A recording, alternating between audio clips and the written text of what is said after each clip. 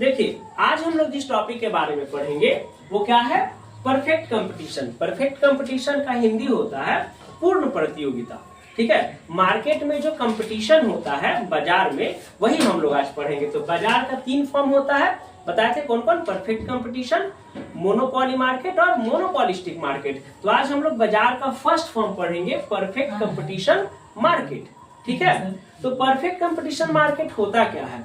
तो perfect competition market वैसा market होता है जिसमें लार्ज नंबर ऑफ बायर और लार्ज नंबर ऑफ सेलर होते हैं। लार्ज नंबर ऑफ बायर करने का मतलब क्या हुआ कि खरीदने वाले लोग बहुत ज्यादा, and large number of seller, और बेचने वाले लोग भी बहुत ज्यादा। यानी कि जितना अधिक बेचने वाला है उतना ही अधिक खरीदने वाला है ना। जैसे लोकल मार्केट देख लीजिए, फल का मार्केट, फिर वेजिटेबल्स का मार्केट, कोई फेस्टिवल वगैरह आता तो देखते हैं एकदम लिया वहां रोड के किनारे किनारे बेचने वालों की संख्या बढ़ जाता है, और उससे ज्यादा क्या होता है, खरीदने वाले की संख्या बढ़ जाता है। क्लियर है?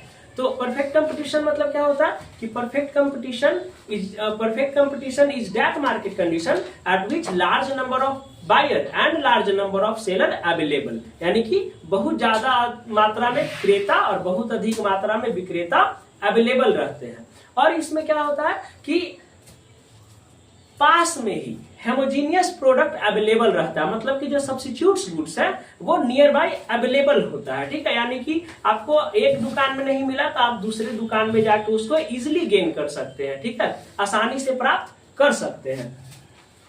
तो अब ये हो गया परफेक्ट कंपटीशन। अब परफेक्ट कंपटीशन का फीचर्स क्या है, क्या क्या कैरेक्टरिस्टिक्स है, क्या क्या इसका विशेषताएं हैं, इसके बारे में पढ़ेंगे।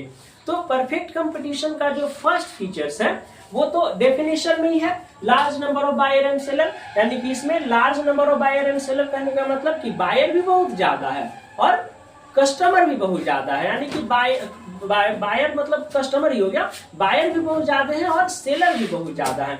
ज्यादा सेलर ज्यादा बायर। ठीक है, अगर इसका ये करना हो, फील करना हो, तो शाम में जाके आप सब्जी मंडी में जाके सब्जी खरीदने के लिए देखिए, सब सब्जी मंडी में एक ही प्राइस में क्या होता है, एक सामान का जो है कॉस्ट है एक ही रखेंगे। ठीक है, फ्रूट्स जहाँ पे सेल होता है, जो फल मंडी है वहां पे चले जाइए, है ना। मंडी उंडी में जाके देखिए तो परफेक्ट कंपटीशन का एकदम प्रत्यक्ष प्रमाण मिलेगा, है ना। आप लाइव उसको देख सकते हैं, परफेक्ट कंपटीशन को फील कर सकते हैं। सेकेंड है available substitutes goods near by. यानी कि अभी डेफिनेशन में ही बता कि परफेक्ट कंपटीशन मार्केट में क्या होता है, एक ही प्रकार के गुड्स का भरमार होता है, एक ही प्रकार के वस्तु का भरमार होता है। ये दुकान में नहीं मिलेगा, अगला दुकान में मिलेगा, अगला दुकान में नहीं मिलेगा, फिर तीसरा दुकान में मिलेगा, तीसरा में नहीं मिलेगा, चौथा में मिलेगा। क्लियर है? फिर है third, no transportation cost. No transportation cost करने का मतलब होता है कि इसमें नो ट्रांसपोर्टेशन कॉस्ट करने का मतलब होता है कि इसमें ट्रांसपोर्टेशन कॉस्ट को ऐड नहीं किया जाता है।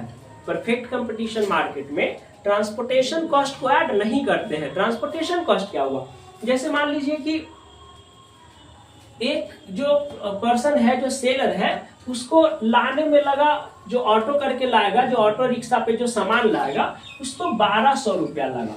ठीक है, और एक को लगा वही सामान लाने में 800 रुपया। ठीक है, लेकिन जब परफेक्ट कंपटीशन में जब मार्केट में वो दोनों बेचने जाएगा, ठीक है, कोई फल है या कोई फल है या कोई वेजिटेबल है, ठीक है, तो ये ऐसा नहीं है कि इसको ज्यादा लाने में कॉस्ट लगा। तो जैसे मान लीजिए एप्पल है, एक ही टाइप का एप्पल ला रहा है, किसी का लगा भाड़ा 1200 और किसी का लगा 800। तो मार्केट में आने के बाद ऐसा नहीं कि इसको 400 रुपया तो एक्स्ट्रा लग गया, तो ऐसा नहीं है कि ये 150 में बेचेगा और ये 120 में बेचेगा, ऐसा पॉसिबल नहीं है। अगर ऐसा होगा, ये दोनों का अगर एप्पल का क्वालिटी सेम है तो 120 वाला सब खरीद लेगा, 150 वाला कौन खरीदेगा जब एक ही क्वालिटी का मिल रहा है। तो इसमें ट्रांसपोर्टेशन कॉस्ट को इग्नोर कर दिया जाता है। कितना भी भाड़ा लगे उसको मतलब गुड्स में क्या होता है ऐड करेंगे, लेकिन उसी के अकॉर्डिंग करेंगे जितना मार्केट में अदर गुड्स का जो है कॉस्ट है, मतलब उसी के टाइप का जो डिफरेंट जो सेलर बेच रहा है उसके अकॉर्डिंग हम लोग सेट करते हैं, है ना। अगर एक बेच रहा है एप्पल का क्वालिटी सेम है 120 रुपया में, तो आपको भी 150 ना देके कितना में ही देना पड़ेगा, 120 में ही देना पड़ेगा। क्लियर है? नेक्स्ट है प्राइस टेकर। प्राइस टेकर का मतलब क्या होता है? प्राइस टेकर का मतलब होता है कि जो सेलर है, परफेक्ट कंपटीशन में सेलर है, वो कस्टमर से फोर्सफुली प्राइस को नहीं ले सकता है, मतलब जबरदस्ती नहीं कर सकता कि नहीं हम इतना ही में देंगे, ठीक है। वो क्या होता है ना, थोड़ा मोड़ा प्राइस को एडजस्ट कर लेता है, मतलब कम भी दीजिएगा ना तो लेके अपने, जैसे मान लीजिए अगर आप मार्केट में जाके 1020 रुपया का कोई सामान हुआ तो आप क्या करते हैं, 1000 ही रुपया देके निकल जाते हैं, चलिए मैनेज हो गया, है ना, 20 रुपया तो डिस्काउंट कर ही सकते हैं। सेलर भी क्या करता है, 20 रुपया का कर लेता है, मैनेज कर लेता है कि चलो 1000 का सामान है तो चलो 20 रुपया तो मैनेज हो ही जाएगा, ठीक है। तो ये होता है प्राइस टेकर होता है, वो फोर्सफुली किसी से प्राइस ले नहीं सकता, मतलब कस्टमर के बातों का वो मान रख लेता है, ठीक है। प्राइस टेकर मतलब कस्टमर जितना पैसा देगा उतना वो रख लेता है, ऐसा नहीं कि 100 रुपया का सामान है तो 50 रुपया धरा दीजिए, ऐसा थोड़ी होगा। मतलब एक जो एमआरपी से बहुत तो 10 रुपया वो कम करके ले सकता है, 5 रुपया कम करके ले सकता है, अगर 1000 रुपया का सामान है, 500 रुपया का सामान है तो, है ना। अब 5 रुपया कुरकुरे खरीदने जाइएगा, ओकरे में कहिएगा कि हमको डिस्काउंट दे, तो मिलेगा जी? नहीं मिलेगा डिस्काउंट, तो एमआरपी है उसका 5 रुपया, पूरा इंडिया में 5 रुपया में मिलेगा। लेज खरीदने जाइए उसका 5 रुपया कॉस्ट ही है, समझ में आ रहा है। तो ये प्राइस टेकर होता है, मतलब फोर्सफुली कस्टमर से पैसा नहीं वसूलता है। नो प्राइस डिस्क्रिमिनेशन, डिस्क्रिमिनेशन मतलब क्या होता है? डिस्क्रिमिनेशन मतलब होता है विभेदीकरण, ठीक है। डिस्क्रिमिनेशन मतलब क्या होता है? विभेदीकरण।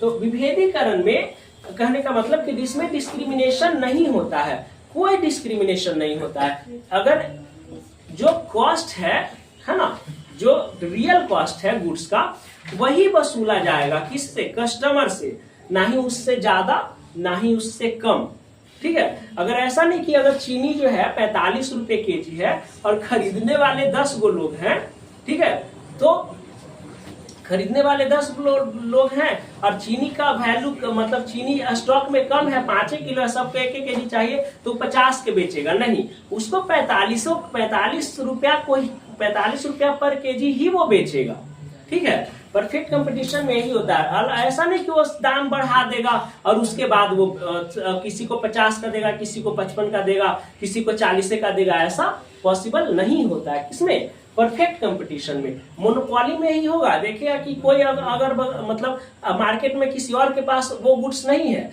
और वो गुड्स उसके पास है, तो क्या कर देता है? प्राइस डिस्क्रिमिनेशन करता है, अलग अलग कस्टमर से अलग अलग पैसा वसूलेगा, ठीक है। लेकिन वो बाद में बताएंगे, मोनोपोली में बताएंगे। पहले ये क्लियर हो गया कि no price discrimination, perfect competition में प्राइस डिस्क्रिमिनेशन नहीं होता है, अलग अलग पर्सन से अलग अलग कॉस्ट नहीं वसूला जाता है परफेक्ट कंपटीशन मार्केट में। नेक्स्ट है परफेक्ट नॉलेज ऑफ मार्केट। देखिए परफेक्ट कंपटीशन में ना, परफेक्ट कंपटीशन में बायर को और सेलर को, दोनों को मार्केट का पूर्ण ज्ञान होता है, परफेक्ट नॉलेज होता है ना, कि कब डिमांड करना है किसी गुड्स का, कब सप्लाई, कितना सप्लाई रखना है मार्केट में। बायर और सेलर दोनों मतलब मार्केट के नॉलेज के अकॉर्डिंग क्या करते हैं? सामान को खरीदते और बेचते हैं, ठीक है। नेक्स्ट है AR equal to MR। AR का मतलब क्या हुआ? AR का मतलब हुआ एवरेज रिवेन्यू। MR का मतलब क्या हुआ? MR का मतलब हुआ मार्जिनल रिवेन्यू, ठीक है।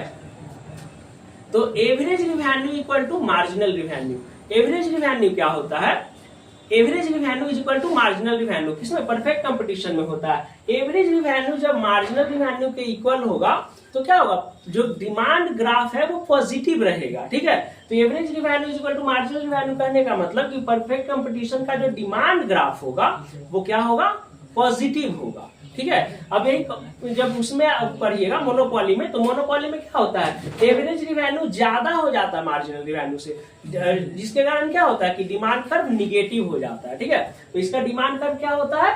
परफेक्ट कंपटीशन का पॉजिटिव होता है। क्लियर है? क्या सब्स्टिट्यूट्स गुड्स, ये सब्स्टिट्यूट्स गुड्स में देखिए क्या होता है। सब्स्टिट्यूट्स गुड्स मतलब होता है, substitutes goods are those goods which have capacity to fulfill the needs of other goods। कहने का मतलब कि यदि किसी को कोक चाहिए, कोका कोला, है ना, कोका कोला चाहिए, मार्केट में कोका कोला नहीं है, तो आप उसके जगह पे क्या ले सकते हैं? थम्स अप ले सकते हैं, ना, थम्स अप तो ले ही सकते हैं, ठीक है।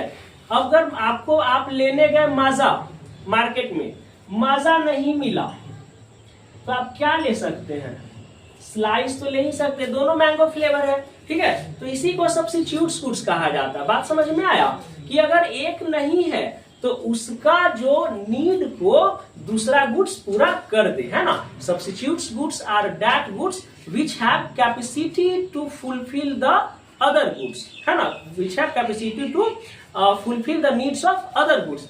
जैसे अगर गेस्ट आए, घर में कॉफी नहीं है, ठीक है, घर में कॉफी नहीं है, तो कॉफी नहीं है तो हम लोग टी भी तो पिला सकते हैं ना। किसके जगह पे, किसके जरूरत को वो पूरा कर रहा है, टी कॉफी के जरूरत को पूरा कर रहा है ना। तो टी और कॉफी भी क्या हो जाएगा, सब्स्टिट्यूट गुड्स हो जाएगा। बात समझ में आ रहा है कि जिसके जरूरत को दूसरा गुड्स अगर पूरा कर देता है तो वो क्या कहलाता है, सब्स्टिट्यूट गुड्स। क्लियर है। तो सब्स्टिट्यूट गुड्स हो गया। अब ये परफेक्ट कंपटीशन का ये जो 6-7 पॉइंट है, आई होप कि आपको समझ में आ गया होगा, ठीक है।